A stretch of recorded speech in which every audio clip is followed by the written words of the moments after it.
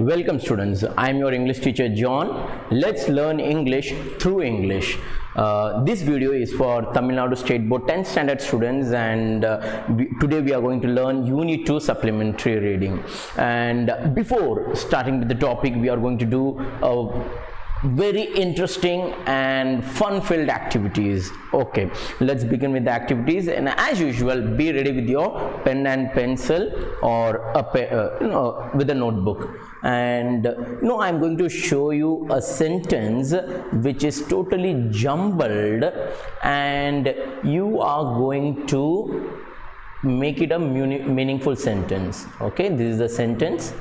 Note down, and after noting down this question, you are going to pause the video, and you are going to solve and make it a meaningful sentence. And it's a very familiar one. The first one is very easy, and all those who are able to get the correct answer for the second sentence, that even the word I have jumbled. I have jumbled even the word.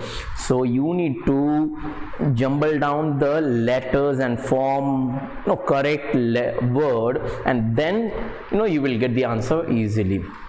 Okay, now if you are able to solve the second sentence, I want you to comment.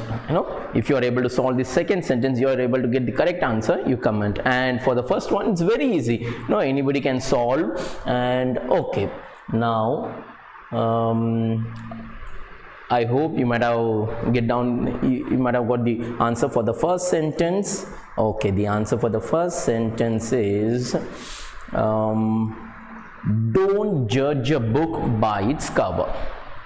Okay, very simple. And for the teachers who are viewing this video, it will be helpful for you. Some of you ask some tips. So if it's a class, you may ask the student to speak out. You should ask the students to narrate an incident where they have witnessed. Don't judge a book by its cover. Someone may have what we say, judge wrongly or being prejudiced about something, and at the end they might have learned this lesson. So if any incidents happen, we should ask the student to speak out. It will be very interesting in the class. In the class I used to do that, and the students who volunteer, let them speak out. And language can be learned only when students speak. When you speak and practice, that's how you will be able to learn English. Just the teacher speaking and the students are very passive, the class will not look good. The class should be very interactive, where the students too come out with, allow them to speak, and you need to interact with them, and you need to ask some questions when they speak out, so that they will be able to frame some sentence and give the answer. And when the students commit mistake, note it down, and at the end you correct them. Some students, if the students are okay with that, you can correct then and there. Otherwise, if the students are struggling, you should note down, and in the end you should correct them. Ask them to speak in the correct sentence. Ask them to correct the sentence and speak flawlessly. That's what I do in the class. Okay, and so this is an activity for the students, and here is the meaning. It is not possible to judge a person's character from their outward appearance. The students, if some have had this experience in their life, they should talk in the class. Okay, students, sometimes we judge wrongly, or we being prejudiced, we do something and all. So that kind of thing we should avoid, and that's kind of a theme about this lesson, for which we are going to learn. Okay students, turn your textbook to page number 50, and today in the supplementary reading, what we are going to learn is there is a very special character in this lesson, where everyone judged the book by its cover. They judge the character by its look, and the way which they are able to perspect or see, and then in the end they come to know about, and the character also has a special way of doing its things, and the character name is Zigzag. Whether the name suits to the character or not, that's the plot. Okay, and to learn, before we learn the lesson, I would like to introduce all the characters. The first one is Dr. Ashok T. Krishnan. He's a doctor. He's a pediatric doctor. Children's doctor. And then is Mrs. K. Krishnan, his wife, Dr. Krishnan's wife. So Dr. Ashok T. Krishnan is a pediatrician, and his wife, Mrs. Krishnan, she is very fond of painting. She's a kind of a painter, and she really does good painting. And then they have two kids. The elder boy name is Arvind, and then the younger daughter name is Maya. Okay, and then Ashok T. Krishnan, Dr. Ashok got a friend who is a doctor, Dr. Somu. You may see, he's standing at the airport. Yeah, most of the time he used to visit many countries, and he used to bring nice presents, gift for Dr. Ashok's family. And then we have Visu, who is a cook of Dr. Somu's. Okay, so remember all this character, and then I miss two things. What I'm doing.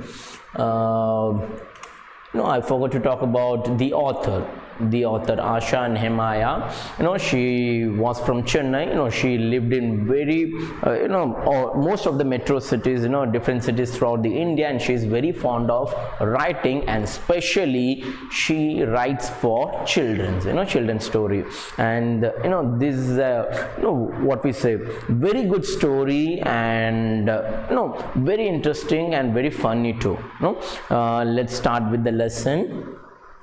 And okay, okay students, let me give you a glimpse of the story. This story is about a family who received, who sheltered a pet.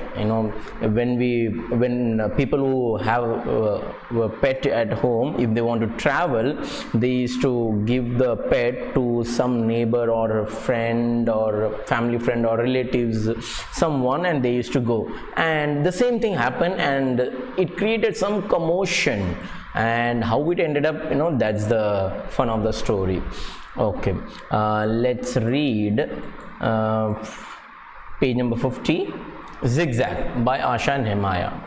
Dr. Ashok T. Krishnan's clinic usually sounded more like an ancient Chinese torture chamber than a child specialist clinic.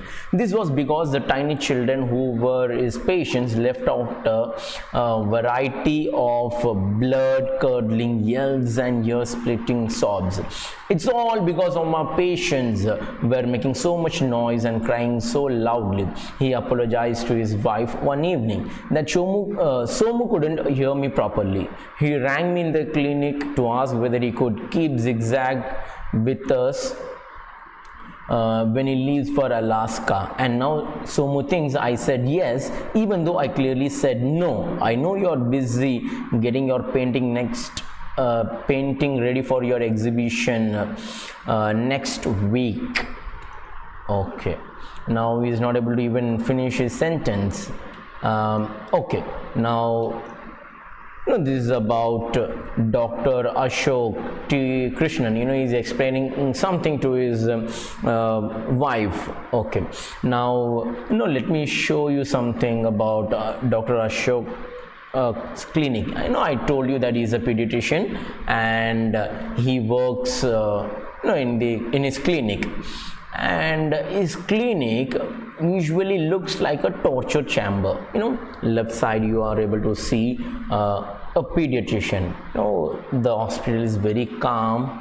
The patient is smiling, the child is smiling, even the doctor is smiling. Okay, everything calm and smooth. But Ashok's clinic is not like that. The right side of the of the slide you may able to see, everywhere there is blood or something and all.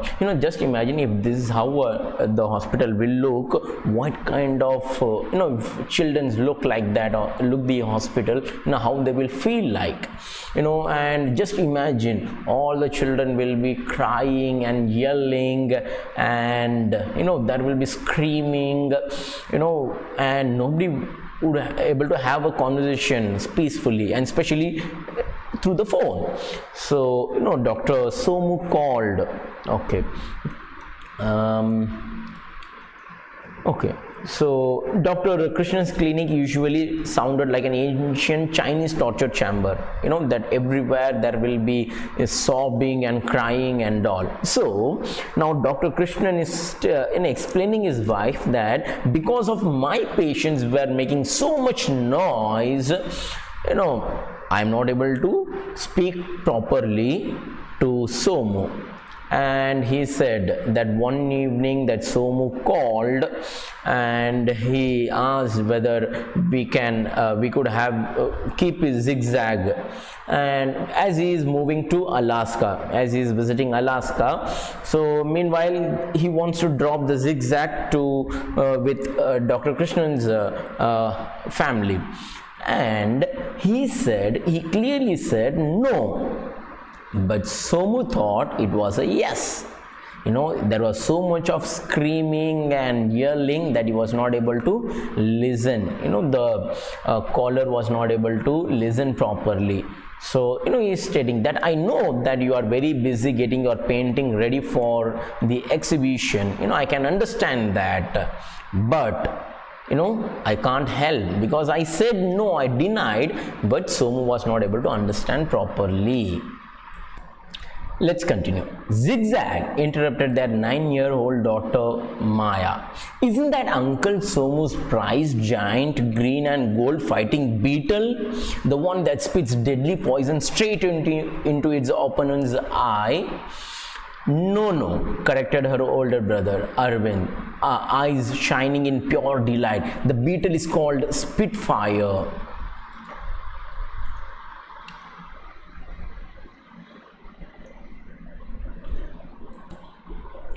The beetle is called Spitfire.